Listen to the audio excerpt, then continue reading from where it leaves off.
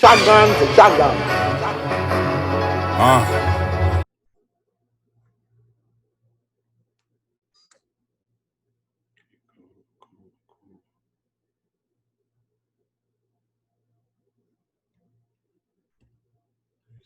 Okay, here we go. Here we go.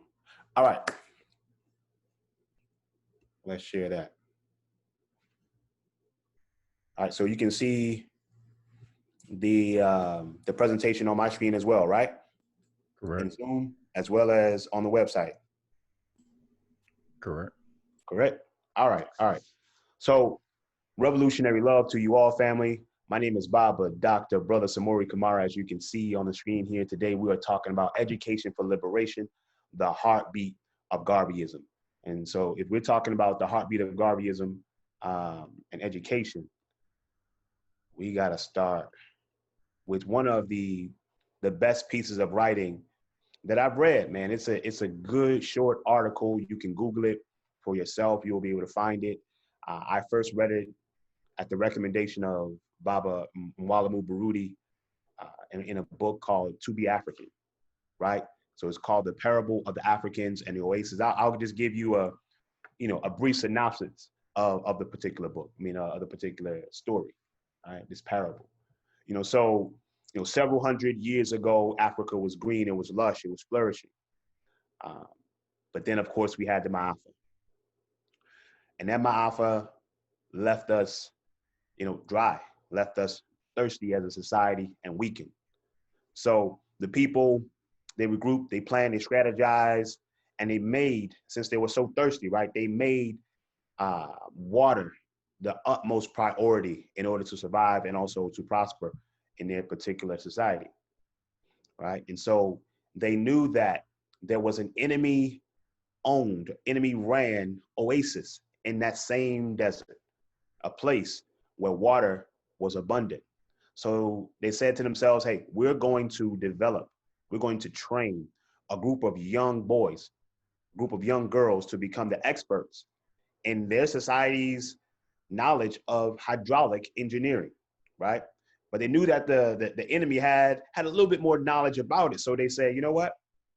We're going to send a group of our young people, the ones that we are going to train, the ones we train, to that foreign oasis so that they can learn all that they can, right, about hydraulic engineering, how to bring water to their people so that 12 generations, a dozen generations down the line will benefit from that knowledge, right? And so they got the young people together. They taxed themselves.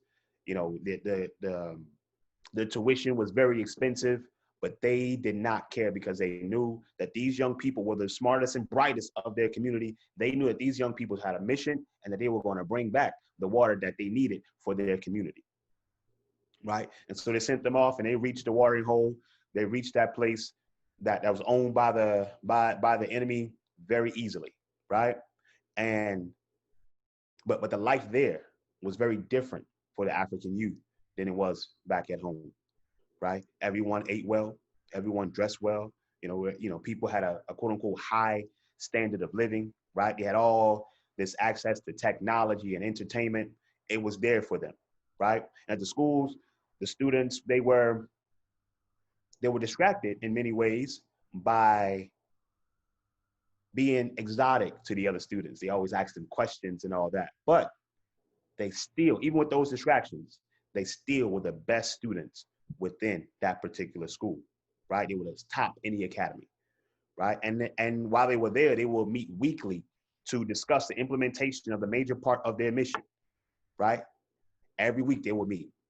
But then they graduated, right? And at graduation, they received, all kinds of scholastic awards, and they were among the few students who received a full scholarship to what? To continue their studies at the enemy's institution, right? And after they met, they talked about it. They say, listen, we have a good bit of knowledge that we can bring home to our people and bring water to our people, but hey, they're asking us to do more, to learn more, to get more specialized knowledge. Now, none of them had been back home since they had came to the foreign oasis. They had been there for a number of years, but they had heard from home that the No, I situation. wanted some batteries, but yes, you could just sleep on the bed. they knew that the situation and the condition was. It's just, I don't know. I mean, we always need batteries. You got to mute your mic, brother. All right. So they talked about it. They debated on it, about whether or not to go home now or to get more specialized knowledge and go home later, right? And so they reached a consensus to continue their studies, right? They say the people told us to learn as much as we can, even though we have a good bit of knowledge right now. Hey, we got to learn as much as we can to bring back to our people. So they stayed, and again the years passed, right? And they developed intimate relationships with folks, students from all over the places, right? And residents at the Oasis. They began to stop meeting because they had conflicts of interest, or their schedule was so busy that they could not meet to talk about the mission that they had for their people back home, right? And so, of course, they continued to learn, continued to be comfortable at the Oasis, right? And then they were offered a prestigious grant from a rich corporation to fund the project. So now this is like UNESCO or something. They're going to fund the project to bring water to their people, right? And again, they argued about it, and some of the students accepted the funding, right? And accepted employment with their enemy when they should have been, right, going back home to accept employment of their people, right? So after a few months later, a messenger came from home and said, "Hey, what's going on? What's the progress? I mean, we're waiting for you to bring home that knowledge. Your people are thirsty. Your people are dying. Bring the knowledge home so that we may be better," right? Again, they had a meeting, right? And that messenger came through. They squabbled. They said, "Listen, why should we, this small group of young folks, have to go back and work for free for our people who sent us here?" Right? I mean, I got, I'm married now. I have children. I have a job. I can't go back and do that. That's unreasonable for you to come here and say that we have to go and do this, right? And so the messenger, he said, "Again, your people are dying. We trained you already before you even got here to be able to do what we needed you to do, but we just wanted you to get a little bit more. And now you've come here and you've grown comfortable. You have forgotten where you have come from. Your spirits have withered away, and now you only obey the call of people who pay you in dollars. I am ashamed." And the messenger, he left without another word to go back on that long journey to the homeland, to the village, right? And the people, the young folks said before he left, hey, we'll send you a little money. We'll help out a little bit, but we can't give you all that you want. So as African people, we have to understand that we are experiencing that great drought right now. Our lands, our societies are quite parched and desert-like. And collectively, as African people, we have everything that we need to solve our problems. We have all the PhDs and the MBAs, the master's degrees, the bachelors. We have all of these people with all of this knowledge, and yet we are still thirsty in our communities. Yet we are still being killed in our communities. Yet we are still without businesses in our community in many ways, right?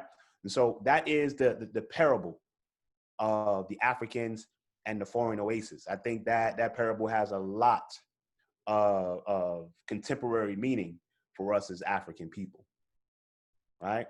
Agreed. So let's look at this right here. So since we know what situation that we're in, we know that we can't send our children to other folks, because even if we train them up well, once we send them to other folks, those other folks are going to get their tentacles into them, right? And they might not be of any use to us later. And I think that's what, of course, that's what Dr. Carter G. Woodson said, right? That the African people who have put the finishing touches of Eurocentric education on are utterly useless to African people, right? So if we look at the link I sent you, you should see on the thing, it's asking you the question: if you had the power, if you could build an educational system from scratch, what would it include? right? So go to that link. I want to see some of the things that you would include in that educational system if you were building it from scratch. Brother Kudi Chakalia, if you can put that link back in the chat for the folks who have just come in, so they can put their thoughts up there as well. Let's see if I can as well. Let's see here.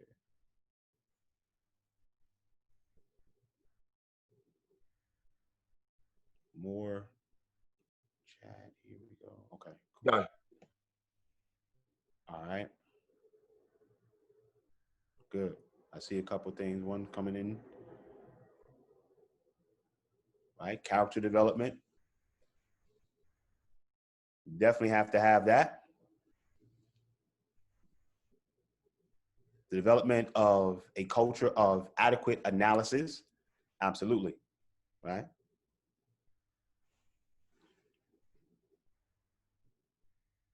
Anything else? Let's talk, family. Right. Continuity across levels. Give me another piece, Candace, about the continuity across levels. What do you mean by that? Total health care, mind, body, and spirit. Economic development and stability. Absolutely. Agri-science, ag science, engineering, gunsmithing, psychology. Right?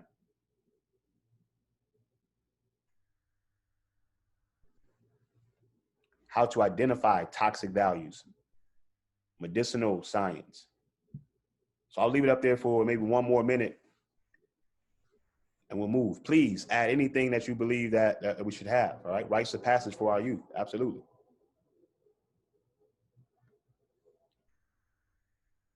Absolutely.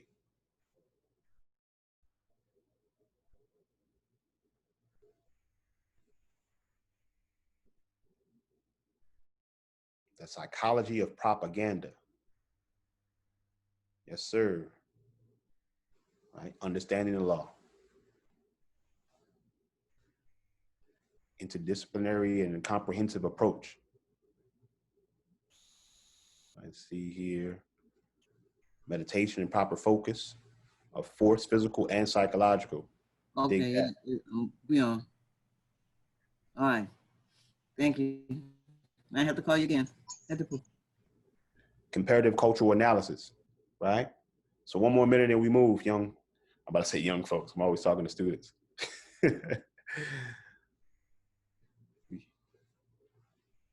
Right, military and self-defense, beautiful.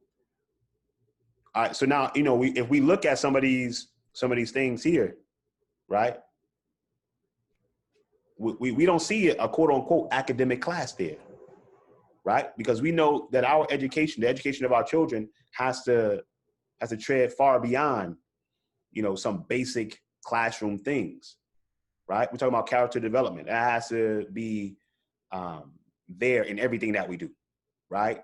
Developing a culture of adequate analysis, being able to see the world and really analyze what's really going on and see the constancies that are there, that the more things change, in many ways, they stay the same. I'm a student of Dr. Amos Wilson.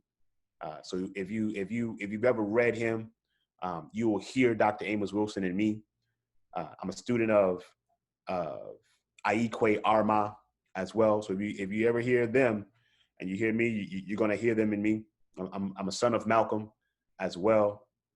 So just to be clear on that, I'm not making up anything that hasn't been said already. So we say medicine through agriculture as well, right? Psychology of propaganda. So if these things are most important in our schools,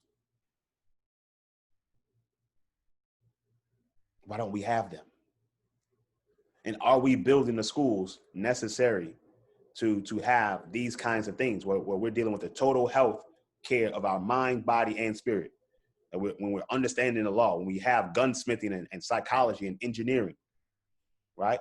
We have the psychology of propaganda, military and self-defense. Those things are all not only important for our schools, but for our communities in general. And so I guess we need community schools that deal with economic development and stability. But of course, those things can't just happen for 2 hours on a weekend, on a Saturday, right? Those things have to happen every day in our communities, right? We can't get free from just lectures on the weekend, right? So if we understand that we need all of those things to in our schools, if we were going to build. So a lot of times we talk about what we don't want in schools and all the things that we don't like about the school system, the public food system, the charter food system, the private food system that we already have. A lot of times we don't even think hard and practically about the things that we do need, right? And I say that a school based on the principles of Garvey will be race first in every aspect, right? And so if we're dealing with psychology. For what reason? We're dealing with, engineering. For what reason? And it has to be race first to benefit African people, to use our personal skills and talents for African people. And I think Garvey would, a school built on the principles of the race first ideology would teach our children to love themselves, to love their culture, and to be devoted to our cause. Right? I don't think you can't minimize that. You can't minimize that at all, because if people don't love themselves, they ain't gonna work for themselves. And if they don't love their culture, they don't even feel like they've lost anything, right? And if they are not devoted to our cause, we know that they will be anti our cause and do damage to our cause in many ways, right? I think Garvey's philosophy also would challenge the idea that other people will always be in power, right? He would challenge that notion, right? Because Garvey had the mentality, the vision to say, listen, the black man will rule just like anybody else has ruled. And if other people can do it, we can do it as well. So in our schools, that is foundational, right? And also Garvey was always on that concept of Sankofa, which means to go back and fetch it. And the symbol is a bird flying forward, but looking back, right? Garvey was futuristic with this thing, right? He used the past, right, as we should, right? We use the past as we should, but we also understand that we live in the present and we must build, a nation, a community, whatever, for the future. So we need to raise up the people that we need for the future, not just for right now. Sometimes, we have people who are only looking backwards, right? And they're stuck in another place, and they kind of become a hermit because they feel like nothing right now is good enough. Nothing right now is doing what it should be doing, and it's not like our ancient ancestors had it. So I ain't dealing with that garbage right now. And then we have people who are very smart, those same folks who are just sitting at home doing nothing because it's not perfect. It doesn't look like it was yesterday. It ain't gonna look like it was yesterday. We have to build a new system, a new paradigm for ourselves to build in the future. Now we use the framework that our ancestors have given us. Absolutely, that's what Garvey was all about, right? But we also have to expand upon that, right, and use it for our time right now. Okay, so our children are languishing in their schools. They're virtual schools, they're in-person schools, any kind of schools they got. Our children are languishing in their schools. Even if our children do well in those schools, we have to ask the question: what does it mean to do well in a system that is totally against you, that negates everything of your culture? So you got all A's, yeah, that's good. But what does that mean? That you have done a good job of imbibing all of the miseducation that they have given you. So my child comes home from their schools with all A's. I'm saying, damn, I got work to do.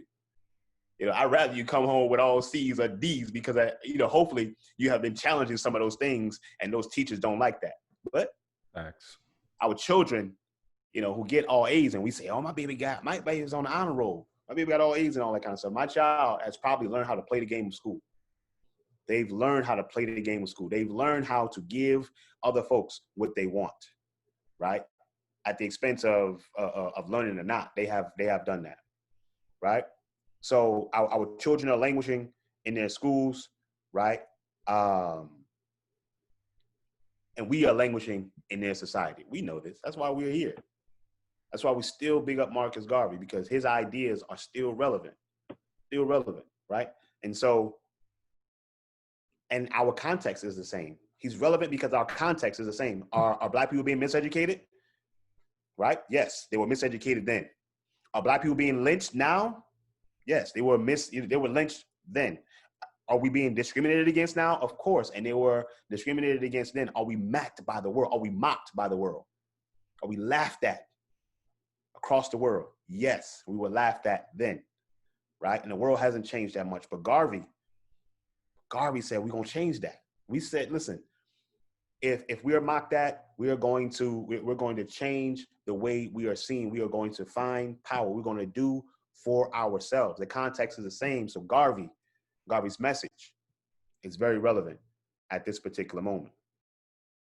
All right. If we understand that the right kind of education can give a person's life meaning, can change a person's life, we should also understand that the wrong kind of education, right, can lead to the death of an individual. Yes, it can lead to the death of a society. Yes. So why do we give the power of life and death over our people to another people? If an education can free a person, but also an education can kill a person, why do we give that power to another people over our children? Our children have been dying. We have died slowly, mentally, because of the education that we've gotten. The vast majority of us have gotten Eurocentric education, right? And when we look to do things from an African-centered perspective, we have to be honest with ourselves that sometimes it's tough. Like we have to get over much of the miseducation that has been given to us to even start to believe that we can do something for ourselves, right? Some people ask me, is it okay to teach our children, other people's works, and teach them, are they just going to learn about Black people?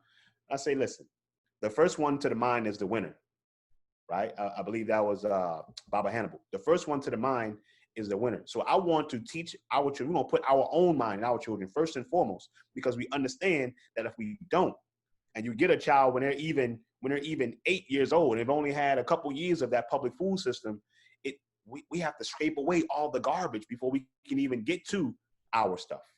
So we want to put our mind in our children from the beginning, right? And we don't want to give other people the power of life and death over who we are,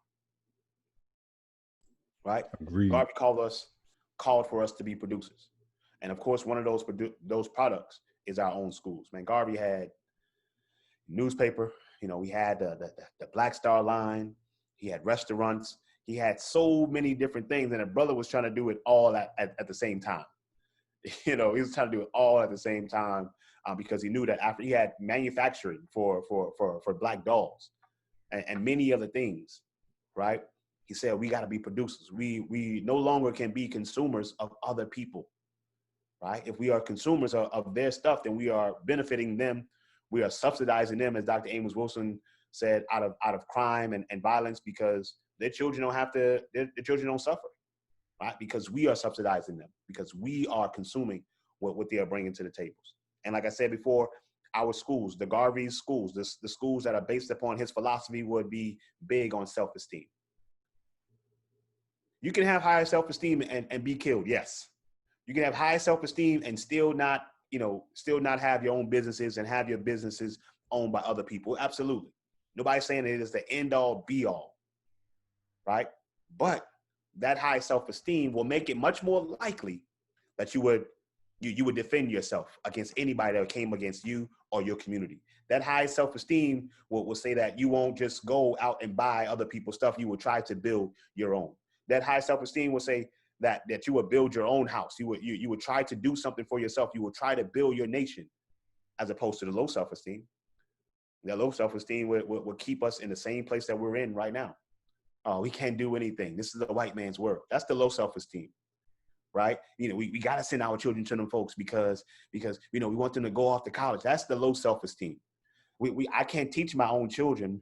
I'm not a very good teacher. I just got an email from a person just earlier, this morning about from Kamala Academy, and just saying that, I'm looking for help. I'm looking for a curriculum. I have, 2 children. I'm not very good at this education stuff.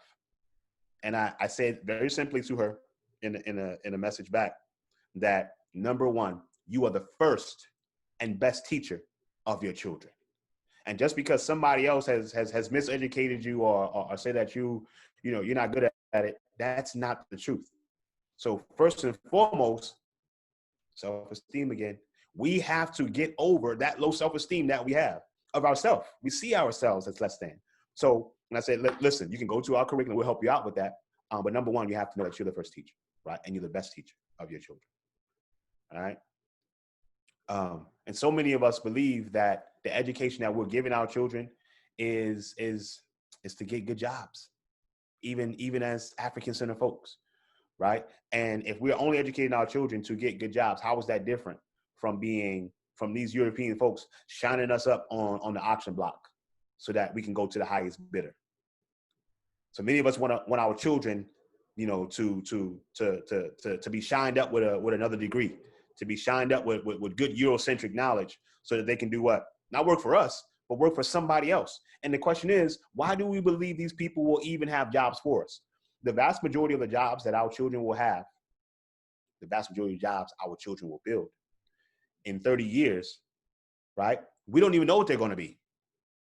Right? If you look at, this 2020 and you looked, 30 years, earlier, before 2020, I mean, a lot of the things that people are doing now just did not exist, right? And so we have to be able to develop our children, not for slavery, not just to continue to work for somebody else, but to develop them to make sure that they are producing something for us and that they have a creative enough mind to take what's going on in the present time to do it for our people, right?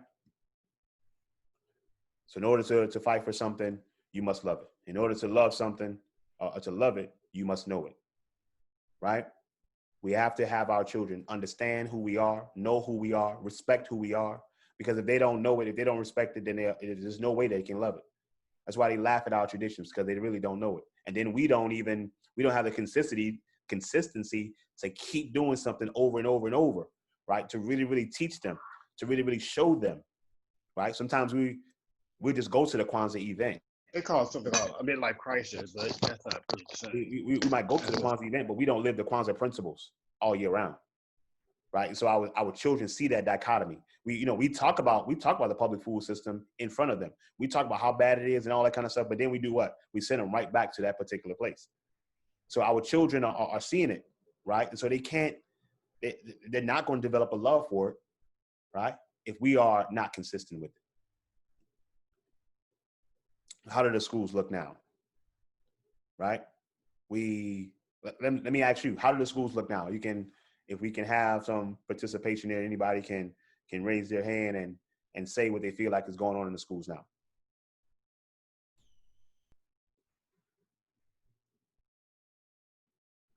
Mental molestation. Mental molestation, absolutely.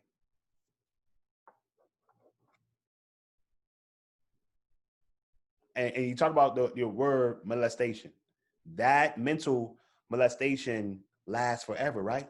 It leaves scars forever, right? It changes the way we deal with the world forever. So if we understand that the physical molestation that happens to our children at a young age has an effect on them for years and years down the line, and it's probably going to affect a couple generations later also, then how can we give our children over to some people and we know that they're being molested by them mentally, psychologically? That's a very, very good point, brother. Mental molestation. Anybody else? I think that pretty much wraps it up with mental molestation, because with the distortion of the values and the distortion of their cultural identity that they receive from being in the public food system. Like you say, it goes with them for a long time. And, I've talked to, my nieces and nephews and asked them various things about things that they say that they project as value. You know what I'm saying? Like a T-shirt or music that they're listening to, and they can't go into it. They'll tell you they like it. They'll tell you to listen to it. They'll support it, but they can't go into it. And so, you know, they get watered down education, and they don't learn how to think. They're not even told really what to think no more, because they don't really think nothing. Back in the day, it was you told what to think. Now, it's just babysitting. Definitely. Anyone else? Yes, sir. Yes, sir. I would say incompetence.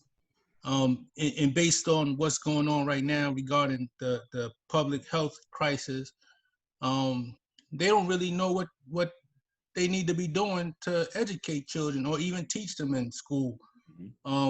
They don't have a proper capacity to teach them, and they don't have the resources to teach them. And then using the virtual platform, I was reading a report that it's anticipated that based on how the school attendance is going to go from this point forward, our children are already identified as being maybe like a year and some more behind other students.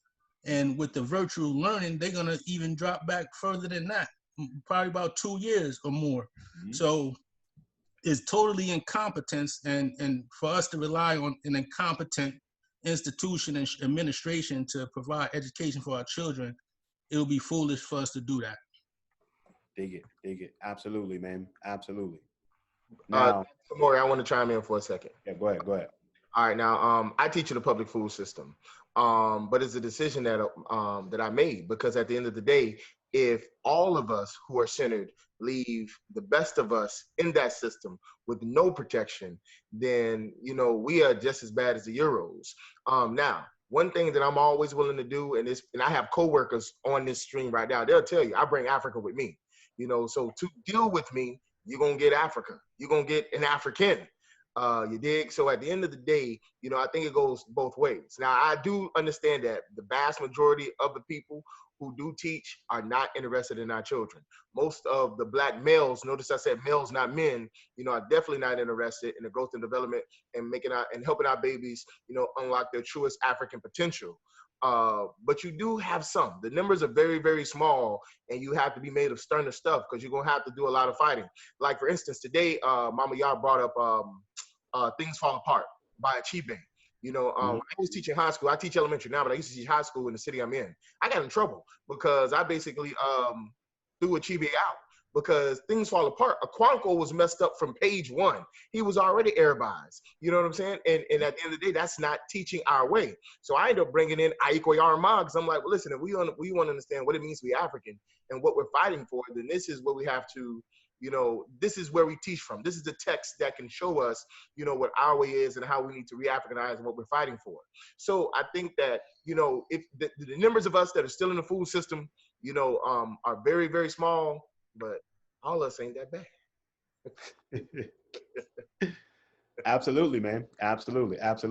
Let me say something about being behind, though, right? And now, I agree with you, and we're going to talk a little bit more about my idea about you just being maroons in terms of developing our own schools, poaching those schools of the public food system of good teachers and bringing them, to where we need them to be, poaching those public food systems of students to bring them where they need to be, because we have to have that, not even an alternative. We have to have what we need first and foremost, and let their school system, their food system, be an alternative, right? So I'm with you on that, right?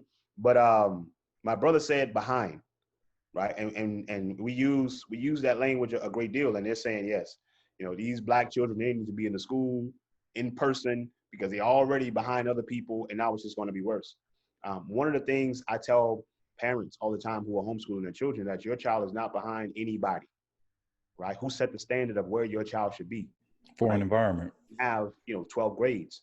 We gotta think about this thing differently. Maybe we should only have 4 grades, and it lasts for however many years. It doesn't have to necessarily be a year. But our children are their own seeds, man.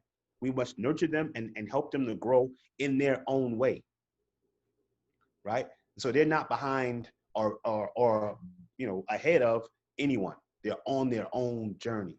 And many homeschooling parents, they're bringing that same Eurocentric idea into their homeschools. Like, oh, their counterparts in school, they're already doing this, and my baby's not even. Forget them. Who cares about what they're doing? Do they love themselves like your child loves themselves? Are they getting that critical analysis that your children are getting? Are they getting their story that your children are? No, they're not. Right? Are they getting the love that you are giving them? No, they're not. Right? So stop comparing. Like, comparison is a thief of all joy. Like, again, I can care less whether we have more, many more African graduates, right? Because the more graduates we have, that doesn't correlate to really a benefit of our community, does it? When we got a whole bunch of people who are graduating, right? But it's not helping African people in the ways that it should. We talked about the parable of the Africans and the foreign oasis, early on, right? We have people who are going to these schools, these institutions, and are not doing anything with the knowledge that they quote unquote have, right? And we'll talk more about the curriculum and how that creates that whole dynamic as well. Anybody else want to build on that? How do the schools look? Yeah, Doc, in the aspect of the comfortability of those who are educated, engaging the students within the local school system. Both of y'all have been in the local school system. So the thing is, what's the furthest that you can push some cultural enrichment to a child and not be, deemed a troublemaker or a problem starter or something? If we are doing anything for us, it's a part of it. You are a troublemaker. I was in the public food system, and I was reported to the principal, and the principal said that it had already gotten to, the final stage, school district and the superintendent, right? Oh man! And I said, okay, wow, what did I do? And they said, well, they said you made the children, call you Baba. And I said, no, I gave them an option. They can call me Baba Samori or Baba Kamara. They can call me Brother Samori or Brother Kamara, or they can call me Dr. Samori or Dr. Kamara. I gave them choices. I just said I don't do Mr. Right? But just because, if you're called Baba, you're an issue. Another thing they said in that same situation, they said, they said you're encouraging Black boys too much. That you would stop class and just tell Black boys that, some of the things that they should do with their life or something. I said, wow. What else did I do? They said, well, you all, some of the students felt uncomfortable when somebody answered the question correctly. You said, give them a strong Black hand. Huh? I mean, come on. Those little things there, what I'm saying? That's nothing, compared to the things I could have been saying, the things I could have been doing in the classroom. But just those little things, you're going to be a troublemaker. That's why we have to have our own. Now, but if you're going to be there, right? Like brother, Kudi Chagalia, maybe he's at a Black a charter school, so he has a understanding with the principals and the leadership of that particular charter school. Now, if you don't have those kind of relationships and it's just a school just in your neighborhood or whatever, man, bring a program to the school, right? Bring a rites of passage program to that school and say, look, this is what we want to do with the girls. This is what we want to do with the boys. Allow me to have that time. I think many schools are looking for different things, right? And you can go in and do your thing. The question is, will it be enough? We don't know. We have to just do that work. Because when you come in, even with, a rites of passage, or you come in with a program, maybe that's an hour a day, maybe an hour a week, 2 hours a week. The reality is our children are getting that miseducation for 40 hours, what I'm saying, a week. And then not that's not including the social media and the television and all these other things also. So we just got to do that work, man. You will be called a troublemaker, and we have to be fine with that. Samori, can I just jump in on that point too? Yes, sir. I wanted to say that this is total warfare, right? So we need it's me a multi-pronged attack. We need Africans who are in the trenches, so to speak, every day, trying, like my brother Kuji Chakalia said, we need brothers who are trying to bring that information. We also need someplace, a maroon space, like Baba Dr. Samora. Yes, we need those type of spaces, because I found I've been in the classroom in public schools before, and I'm teaching, and it's complete chaos all around me. And what happens is a parent will come to me and say, the only reason I keep my child at this school is because you, Baba Shango. And I feel real bad about that. I feel real bad because I'm validating their system. And that was always, like, that was a major problem for me. So I think it's important, because the kids, of course, they need as many strong Black men and strong Black women in front of them. But we also have to have somewhere we can funnel them off to get them out of there. So it's almost like that Underground Railroad, or, grabbing them from that space and bringing them to our own spaces. So I was fortunate I was able to leave the public school. I didn't have a choice, like numerous places. To give the other Baba who asked the question, I was at a school called Maya Angelou, and I showed the movie Malcolm X by Spike Lee. And I was forced out for that. Ended up in court, and I sued the school for $80,000 off of that. And Spike Lee's movie Malcolm X, you already know how that sits. Right. I was at Howard University Middle School and forced out of there for teaching too much Black history. So, and that's Howard University. So it's a fight everywhere you go. I mean, my heart goes out to all African-centered teachers, because that's what we do every day. We fight, man, like nonstop. It's a complete war, as Baba said, for the minds of our children. And there's a lot of Negro gatekeepers in there that will make your life miserable working in there. I mean, they will absolutely make your life miserable. So I don't go too much more into it, but all the points seem like brilliant, man. It's excellent points, man. Thank you. Absolutely, brother. Thank you so much. Now, Tashango Mbili Shaka is absolutely one of the best teachers that I know personally. I mean, if you don't know this brother, you should get to know him. Go ahead on and Google him. He just put out a new ebook, so definitely check that out. Tashango Mbili Shaka. Number 2, you're the second Shaka, probably, right? Thank you, brother. Thank you for your comments. But so yeah, we know what the schools look like, man. We know that there's no choice for our children. There's no purpose, no passion, it's coming to our children. How many times, even if you're an African-centered person, can you even, ask a child, what do you feel your purpose is? And let's grow with that. Let's do that. It's not happening in a public school system. And also you have a lot of the microaggressions that happen, right? When your child comes home, you say, how was your day? What went on? They can't really even tell you all the stuff that went on at school.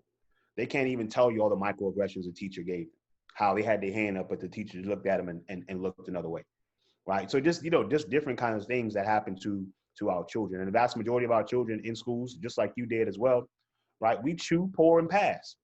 We chew the information, barely if we do, right? We pour it out on a little test or a little worksheet or whatever they gave us, right? And we pass that class and we move on, right? Many of us are not even smarter than a 5th grader right now, because a lot of the stuff that you quote unquote learned in 5th grade, you lost, you forgot very, very quickly, right? We have the testing and over testing that's going on in the schools right now. We have the fact that it produces amnesia, promotes amnesia. If your child goes in there talking about that Black stuff, they're gonna look at them crazy, right? It just promotes the fact that it seems like Africans have done nothing but be enslaved, right? And so it produces that kinds of stuff, right? And if a person doesn't know who they are, they don't know where they come from. Of course, they don't know whether they can go, right? Let's see here. So Dr. Amos Wilson, one of my favorite teachers, he asked the question, whenever you talk about a curriculum, whenever you're talking about what we need to do, he asked the questions, what kind of problems do we as African people need to solve? Start there, right? So I would like everyone to just, to chime in on the board, on the website, on the link that you have there. What kind of problems do we need to solve as African people? Baba, can I say something really quickly? You mind? Yes, sir. Okay, now let me be clear, audience. I think what back in 2012, 2012, I almost lost my job. You know, being African. You know, my certificate came, you know, before the Department of Education here in Florida, the Florida Department of Education and everything. I mean, they were just like, hey, wait a minute now. But, you know, me being who I am, I wasn't going to stop being African because it's not something I can modulate. You dig? So there is risk being there. And I do homeschool and I do, you know, I do teach at a charter school. Like I said, I have an ex-coworker here and I have a brother who actually taught in China. He's on here too. He teaches in California now. So they'll tell you, you know what I'm saying? Africa is in me. So therefore it's going to come up out of me. And I think that the question that you keep asking, and I don't know if you want us to answer it or not, but at the end of the day, the public system is pressure. It's pressure. And it was designed to have the children mentally divorce themselves from the family and marry themselves to the state. That's why you don't learn anything, because it's looking for that loyalty when they're able to do, you know, their most productive work so they can give it over to the state so the state can maintain and sustain their power. So that's why it doesn't work for us, because last time I checked, you know, Africans don't come from pressure. Mm-hmm. I can dig it, brother. I can dig it. We need us everywhere. Behind enemy lines, you know, in front of enemy lines, we need to be there.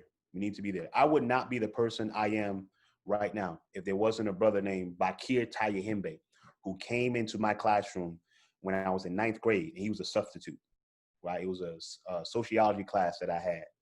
And he had locks, and he was maybe about, I'm 14, he was maybe about 20, 24 at the time.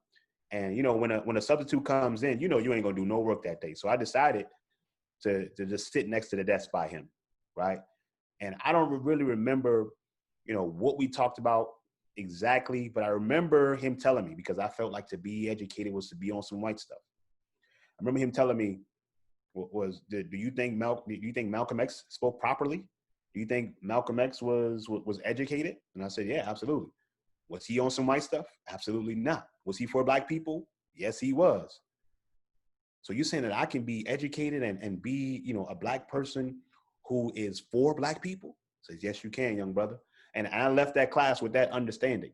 But without him being there, maybe I don't have that interaction with another black man that helps me to be on this journey. Now, when he leaves, you know, it's been a long time, but I don't know if it was the next day or within that week, I found a African proverb book just laying right out there in the open in our classroom.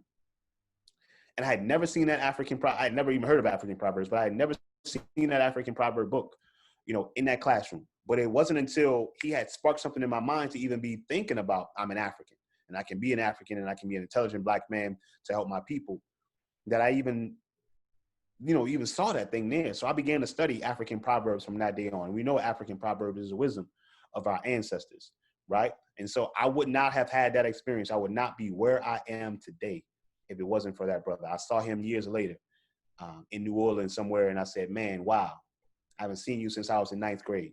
Now I'm a sophomore, junior in college. I'm becoming a teacher because of you. I said, because if you can have the impact on me that you had on me in one day, imagine how much impact I can have on young brothers and young sisters if I had them for 180 days. Yes, sir. Right? So I'm with you, Coochie Chocolate, bro. We need to be there, you know, but of course, we got to have our own as well. What kind of problems do we need to solve, right? Systematic subjugation, okay? That's a class. How do we solve systematic subjugation? You know what I'm saying? Lack of self-knowledge. So we got to have our story. Generating, you know, cultural integrity, right? And, you know, that is that, what do you call it? Character development as well. Within that, we need to solve the issue of providing opportunities for the school. What do you mean by that? Lack of self-love and love of the Black community. Absolutely. That has to be a part of everything that we do. And I think the number one quote unquote class we should have in our schools is just relationship building, right? Relationship building, you know, how to deal with each other, one to another, even in a relationship, how to deal with the opposite sex, so that we can build families and we can build communities that know how to work together. Again, we have so many people who have a whole bunch of information and knowledge, but then, we get into a meeting about, one of our issues that we need to solve, and we cannot get to a solution because we don't even want to work with people that look just like us. Right? That has to be one of the first things that we do, right? Making the home the primary source of education. Absolutely. Absolutely. Absolutely. Projecting 100-year goals. Nice. Right. Futuristic. You think Garvey was just looking at the 1930s or 1940s and the ideas that he was espousing? Nah, he was looking far down the line. Far down the line, man. And even with the parable of the Africans and the foreign oasis, she's talking about, listen, we want you to get knowledge that will help the dozen generations down the line, right? How to develop children into problem solvers. Absolutely. We need to solve the issues of providing economic opportunities, right? And connected to schooling process. Absolutely. Miseducation, disparity of educational integration, disparities of educational integration. I'm not sure what you mean by that. Please add to that if you can. Absolute judgment of who our enemies are, or who our enemies have been and currently are. Absolutely. And a lot of us adults don't see it. And I think that was one of the, when people talk about, man, how can Garvey do all the stuff that he did, in the 1920s, and they barely even had a telephone, they didn't have internet, they didn't have all these different things. And what I used to say all the time is, the first thing that would come to mind is that it was the context, and African people understood who their enemy was. Right. But also at the same time, you had a lot of people that didn't really understand who their enemy was. I mean, people fought against what Garvey was doing and how he was doing it. So, but that's a very, very big piece, because if we understand who our enemy is, who our enemy was, who our enemy will continue to be, then we wouldn't send our children to them for education. We wouldn't send ourselves to them for nourishment. You know what I'm saying? We wouldn't send ourselves to them for jobs. We just wouldn't do a lot of things. And of course, we have miseducation again. The lack of African-centered traditions within the home, school, and abroad. Educating our people on the dangers of interracial dating. Right? And then we have an edit there. Let's see. Maybe they edited. Let's see here. But so these are some of the problems that we have to solve. This is the basis of our curriculum. Right? They need to be problem solvers. So we develop in that. How are we going to develop that? They need to understand who their enemy is. How are we going to do that? How are we going to let them know, right?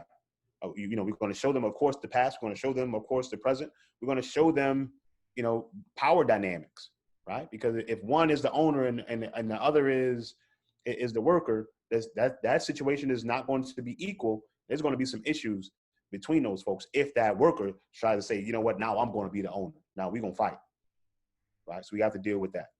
Let's see here. The negative impact of educational integration. I can dig it. Absolutely. And just integration in general in many ways, right? So I think it's a beautiful thing to ask ourselves that question now. Again, we don't have math class. We don't have language arts class here, right? We don't have necessarily science class here. So when we're talking about the curriculum of our schools, now, will you have math and science in these things? Absolutely. But they're not the focus. The focus is generating cultural integrity. The focus is making sure we have knowledge of self. And if we have knowledge of self, don't we learn math? Because we gave the world mathematics. We have knowledge of self. Don't we learn science? We gave the world science, right? And if our ancient ancestors, our ancestors have done all those things, they had to have knowledge of these things. So if they had knowledge, we got to get that knowledge. But the class is not just about the class. If we're going to read, right? If we're going to learn about systematic subjugation, then we have to read a little bit. So we have to understand a little bit. We have to be able to critically think a little bit in our classes. So this right here could be the curriculum, and you will get all the academic subjects in there as well. Am I right or wrong?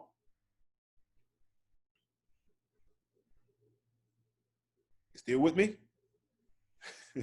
Hey, bro. You cooking, dog? You cooking? No doubt. No doubt. Building. Yeah. All right. So now, what should our schools look like? Right? What should our schools look like? All right. I think, as we just said, we're going to answer those questions. There's going to be some, to end that systematic subjugation, we're going to have some entrepreneurship. We're going to have some rites of passage, right? Where we learn how to defend ourselves, number one, against anything that comes against us, right? So that's going to be a part of it. How to secure our survival as a people. If we're not able to survive, then none of the academic subjects matter, man, sister, right? None of the other stuff matters if we are not even able to survive, right? We can do math well. We can do science well. We can speak foreign languages well. But if we're not surviving and our community is, in the place that it's in, then it doesn't matter. So we got to have fitness. We got to have, if we're going to read literature, it's going to be literature by us, right? If we're going to speak languages, it's going to be African languages, so that we can learn not only, to communicate with our brothers and sisters, but we also learn African values and culture within those languages, right? Of course, it's going to have some spirituality in that piece, and we talked about that early on when I asked the question, if you had to build a school system from scratch, what would it include? We got to have that. The textbooks, if we use textbooks. And some of our issues, they ain't got no textbooks for those yet, right? So we have to create those textbooks that look like us, right? But before we have textbooks, we're just going to have to work. And if we're going to assess our children, it's going to be an authentic assessment. I don't know much about, if we look at the questions or the problems that we just put up there, I don't know if we can just give them a bubbling sheet to say, okay, a multiple choice questionnaire or that kind of standardized test to see whether or not they know the information that we need them to know in order to solve the problems that we have. I don't know if we can do that. That ain't gonna work. We need to have authentic kinds of assessments where our children actually have to do what they say they know. Just like we have to do what we say we know. We know what the issues are. We know what the problems are.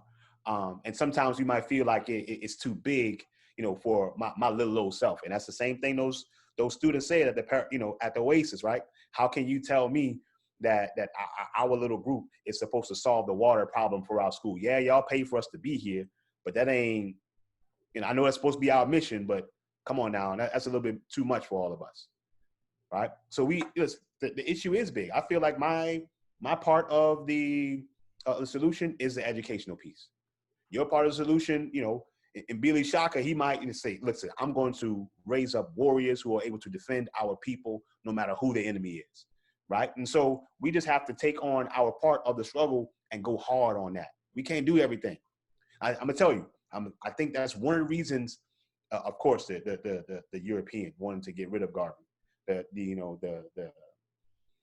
COINTELPRO, even before they had the FBI with Hoover and all them people. That's definitely one of the reasons why, the Garvey movement went the way it went later on, right? But Garvey was also trying to do a lot by himself, right? He had people with him, but also when you're going really fast with it, you're going to bring in people that don't have your best interests, right? And that's neither here nor there. We understand that, right? And our implicit curriculum, not the curriculum, just the skills that we're going to give our children. They definitely have to have those skills, but the implicit curriculum that they're going to have is going to be what?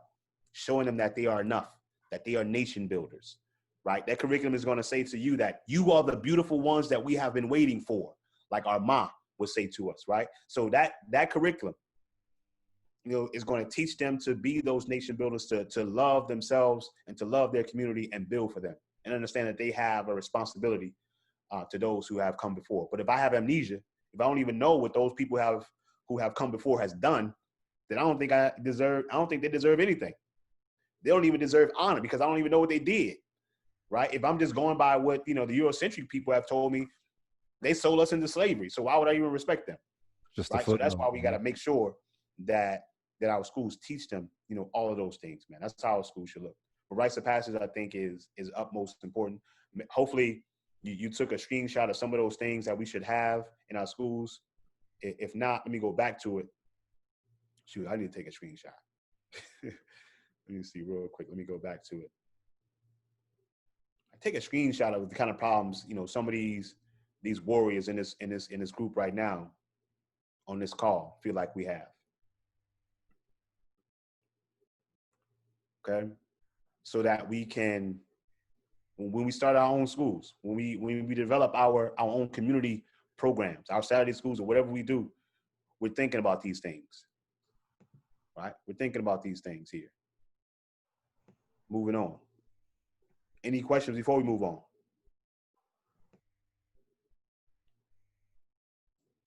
We good? I had one about screenshot, but I think I figured it out. My bad. You know what? And I already left the thing too, right? My bad. It's all good. Let me go. I'll go back to it real quick so you can get it, and then we'll move. There you go. Bobby, you know the thing that I think we miss most as teachers? I think we miss most. We don't seriously discuss with our children how to handle power. And that's what, Dr. James Wilson talks about. Right. Because one of the things that, like I said, my brother is on the line. I don't know why he ain't chiming in. He chiming in the chat. But we always talking about the One Belt, One Road initiative. How, China is basically, giving people these predatory loans. They did it in Zambia. And how like 44 to 45% of the national debt, is owned by China. So basically, China owns Zambia. So one of the things that I keep talking about is that, at the end of the day, we are the only politically constructed people here in America. 13th, 14th, 15th Amendment.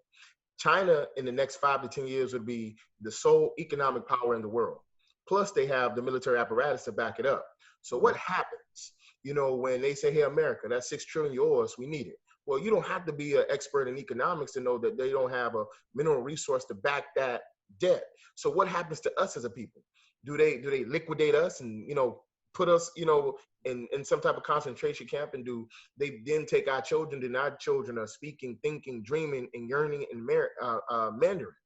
And I think these are the things that we have to talk about, because at the end of the day, I think that we're in a situation where, if it came down to a real war, and I'm not talking about guerrilla warfare, but when it came down to real war, we're at a minus, because these, again, Dr. James Wilson, they have shot satellites from outer space. So therefore, they can rain down hell on us, from 20,000, miles above our heads. And we don't even possess the apparatus, because we've given all our ingenuity, the parable of the oasis, we've given all our ingenuity to them, which has expanded their empire. And we about to do the same thing with the Chinese.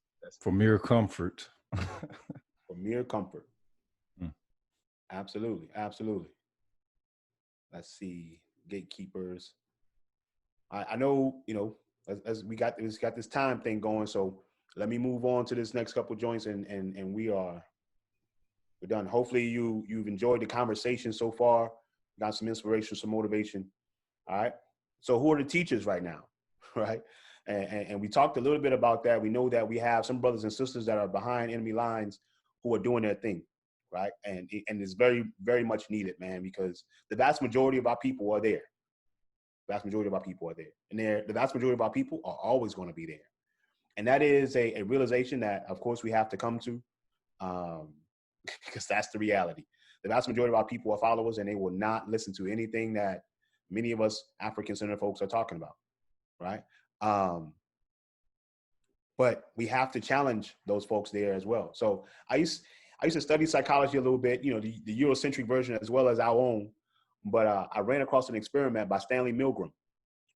And Stanley Milgram, he brought in two volunteers, right?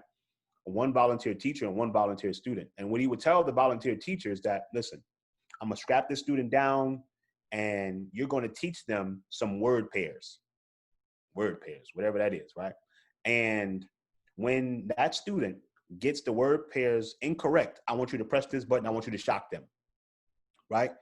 And Milgram, before he even started his experiment, he went to some of his colleagues. He said, how many people do you think will actually shock the volunteer student if they just get these word pairs wrong? And then his colleagues were like, man, it ain't gonna be too many folks that would even do that. That's silly. That's crazy. Why would people just shock people, give people pain for not remembering these particular word pairs? So he did the experiment, and what he found was that the people shocked the students, and they would continue to shock the students when they got the word pairs incorrect, until it was like they had a little button that said dangerous, and we would press that button to shock those folks, right? And what they found was that sometimes the volunteer teacher would say, you know what, I don't think this is right. Maybe we shouldn't be doing this. This is an innocent person. Why would we be shocking them? And all the experimenter had to say, they had a white lab coat on, right? They had the authority in the building, right? So all they had to do was say, the experiment requires that you continue. The experiment requires that you continue.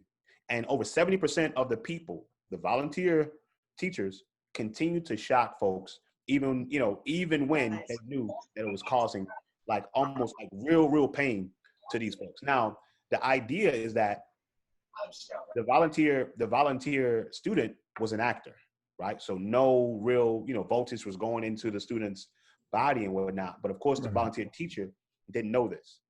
And it's just about authority. So many of these teachers within the school system, we follow the authority of these folks. If these folks tell us what, they tell us to teach our children lies, we teach them lies.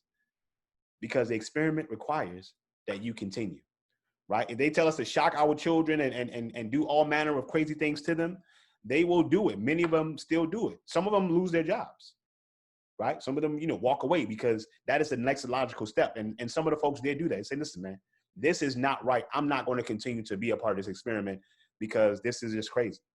But how many of the teachers right now that are within, that look like us, how many of them say, you know what, we're going to walk away from this thing? Because many of us are comfortable though, right?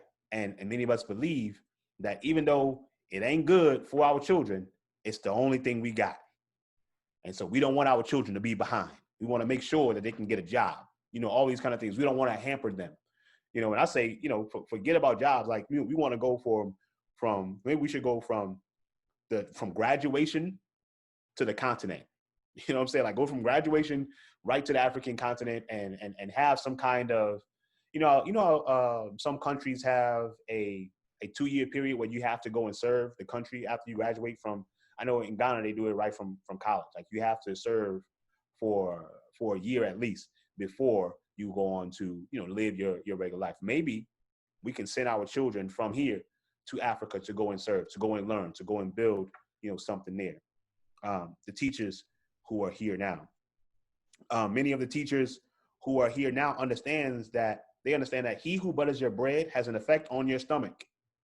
He who butters your bread has an effect on your stomach. So if people are paying you, right, and they're paying, you have enough money to pay for your health insurance and all this kind of stuff, and your house mortgage and your car note.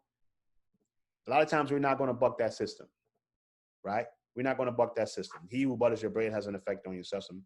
Many of them believe in the system. When I was in the public school system, it was the black teachers that gave me the most hell, right? At least verbally, at least out loud. Of course, those white folks, they're going to do their things with the buttons, with the computers behind closed doors. But I would have other black teachers really challenge me on, why am I teaching the children that black stuff?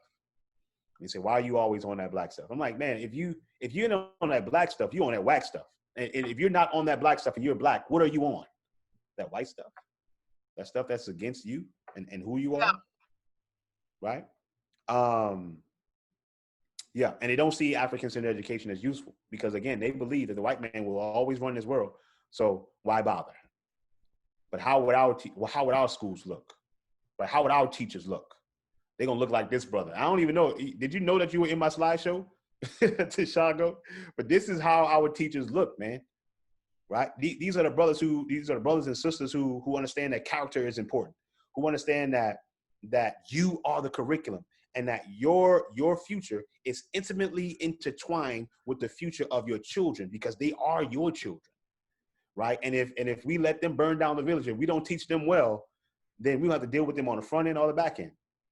Right? If we don't teach them well, we don't teach them right, then they're going to be running up in our house. They're going to be running up, next to our car. They're going to be doing something, in our community that's probably not as beneficial, if we don't do what we're supposed to do. So our teachers are going to look like this, brother.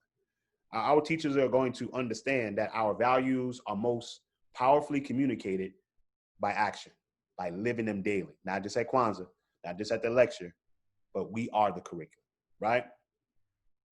Moving on, right? The schools, this is how the schools look right now, right? This is the worst place to learn. Sitting in the desk, having someone lecture at you. I mean, our children are sitting down for 8 hours a day. Have you ever go back to a high school and be a student for a day and see if you like that. See if you like just sitting down for 90 minutes or an hour, and then going to another class and sitting down for 9 minutes and an hour, then going to another class and sitting down for 90 minutes or an hour, you know, all day, and having somebody tell you what you should learn about, have somebody talk at you the whole time, right? And that's not the best way. That's not the best way to learn, right? We can learn in a much different situation. Of course, in those schools, you have the police state, right? It's a police state in the school. The children in schools have less freedom than prisoners in a prison, right? Walk on this side, wear this uniform, don't talk at lunch. We know what goes on in these school systems, right?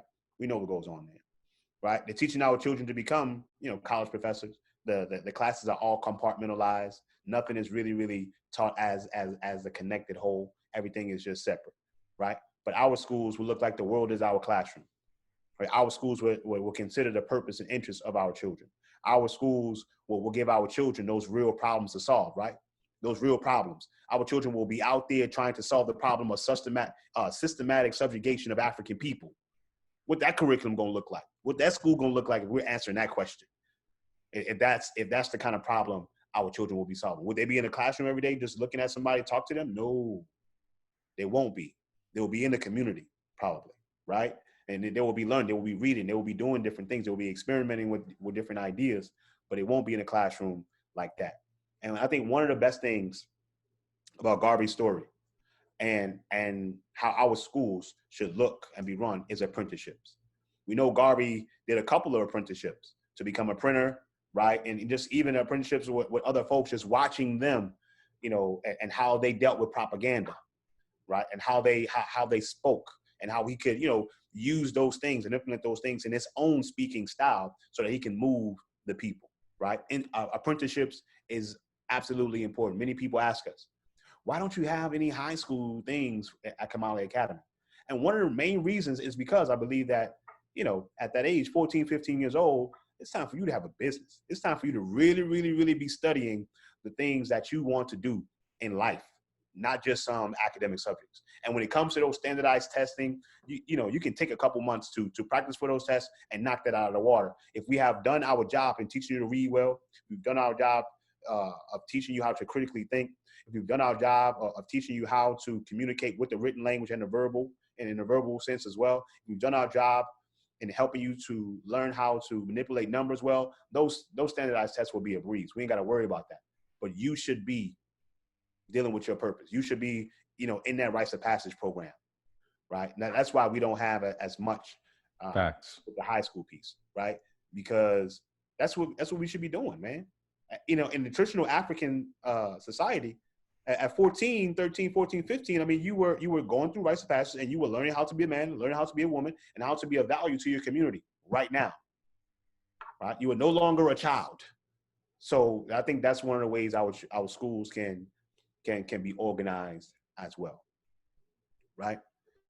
So listen, this is the call to action, young folks, old folks, young warriors, old warriors, right? Should we possess even a drop of the courage that the Honorable Marcus Mosiah Garvey had, we would do amazing things. The brother was just, I mean, if nothing else, he had balls, man. He had the testicular fortitude to do something, to take it from its infancy, to build it up to an organization with millions of members.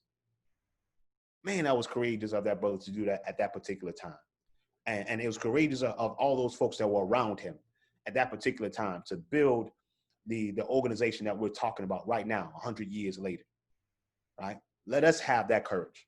Let us make sure that we can do something that people will talk about 100 years from now, just like we are talking about the things that Marcus Garvey did 100 years later, right? Let's not talk about, let's not argue, let's not squabble over what it means to be a great African man or great African woman. Let's not only just study those great African men and great African women, let's become those great African men, those great African women that our children will study because they have done great things that will continue to influence 7 generations down the line, right?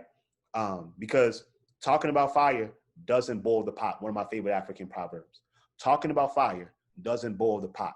So after we leave from getting the information, after we leave from sitting down and reading these books, we can't just talk about it because, again, talking about fire doesn't boil the pot.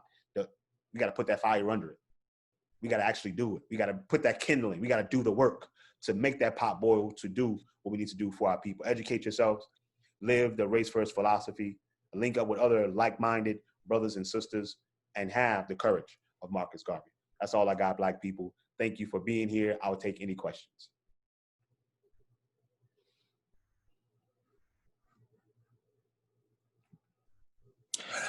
Hey, brother Kamari.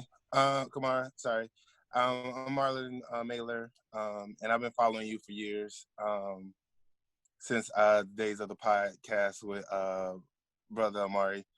Mm-hmm. And one of the things that you said that was really powerful was about punishment and the Milbrae experiment. That's why it hit me so hard, because I'm a dean of students out here in San Francisco, and I'm creating a system in which we're not going to go through, we're going to have any negative referrals. You can only have positive referrals for the students. And it's pushback on that because they equate punishment with consequences and punishment with accountability, and they don't see any other way. And that's one of the things that's not just ingrained in these white teachers, but like you said, also in the Black teachers as well. And those are some of the things that I've been dealing with and trying to get them to understand, like, nah, you can have accountability without punishment, because in the healing process, there's no space for punishment. It doesn't exist. So I just wanted to kind of, I'm thank you for that experiment, because it really speaks to that. And so I appreciate your work and appreciate you, brother. Absolutely, man. Appreciate you. And I like that positive piece, man, because so often, right, you know, they always want to refer our children, man, for the things that they are doing wrong, but never give that same energy to the things that they're doing right, man. That's a beautiful thing.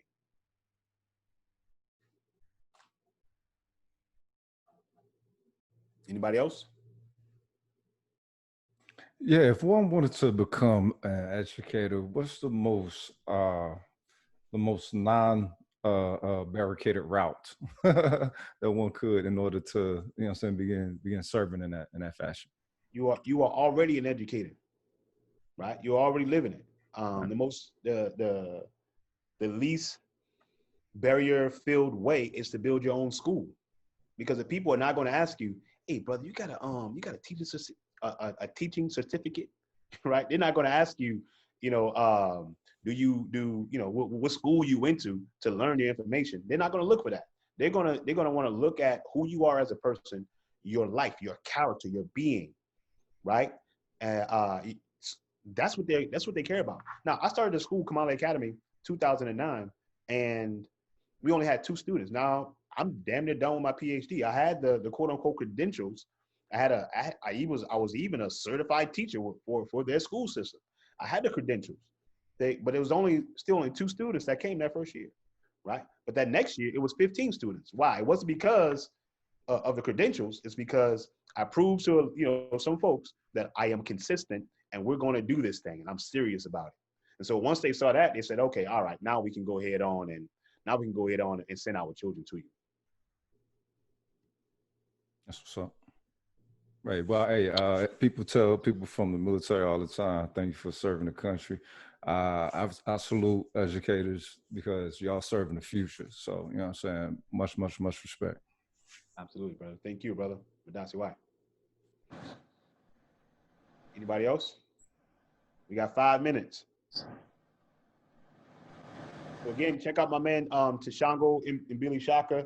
Of course, if you need any resources, you need any coaching, we have the Warrior Teacher course as well, brother, that you can all check out at kamaliacademy.com or kamaliacademystore.com.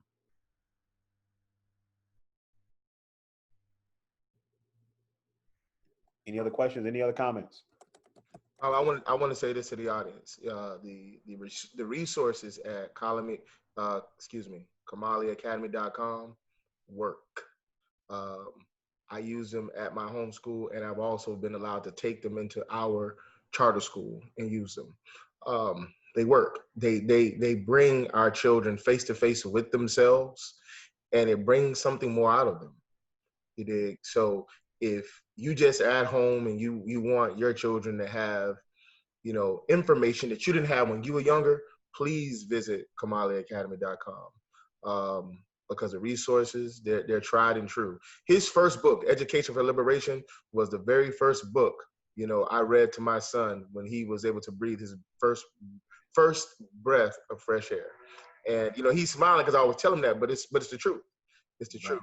And, you know, it's like Rogan shared, it's brothers, you know, like Tashango, like Dr. Samori, who are doing the work, like Dr. Ia, who's online, who does the work, you know, and the first to the mind wins. So if you bring the babies closer to us, they'll be all right, because they'll have the protection, they'll have the armament that they need to be successful. So please go over to Kamali Academy so that, you know, you can get those resources, because they work. You know, he has 50 Africans that you must know. Am I correct? Right. 50 Africans you must know, volume 1 and volume 2. Volume 2. In Kala Asante, beautiful thing. You know, most schools in the States, you have to write. He has, you know, African writing prompts that are on the website that teach our children, again, to write from us. You know, the first to the mind wins. So, you know, I think, you know, he said that, or yeah, I think you said it when you said, you know, no, I'm sorry, it was in the last lecture when they say, you know, that you begin to amalgamate things, you know, but with that first thing you read, but so, hey, let's get there first. So go over to the, you know, Kamali Academy. I'm always over there looking for stuff. You know, he'll see something popping up for me because, you know, he's important. His work is important. And at some point, we got to be serious about being serious. Well, we got some more stuff coming too, brother. So beware. Check it out. Or be anybody else. So we got 2 minutes left. Again, thank you, brother Kuji Chagalia, for allowing me to be a part of this piece, man, and just be among all of these great speakers dealing with the legacy of Garvey, man. 100 years in a whirlwind.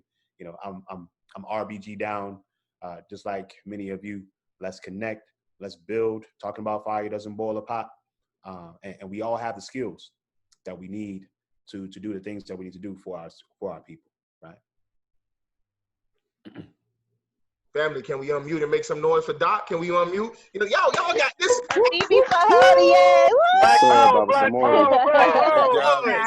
Make some noise. Revolutionary love in the building. Revolutionary love, black people. Revolutionary love. Y'all get mousy. Hey, brother. Let's talk that. Right, that was excellent, brother. We appreciate you. BB4 there, brother. Thank you. Thank you. But that's Doc shotgun. Buck front. Yeah. Shot. Intro to O. Yeah. And my dude that Timbuktu the Ave. For renew your passion. Shun the condition. And not the who, what, when, where, and you are from. At last. Put the higher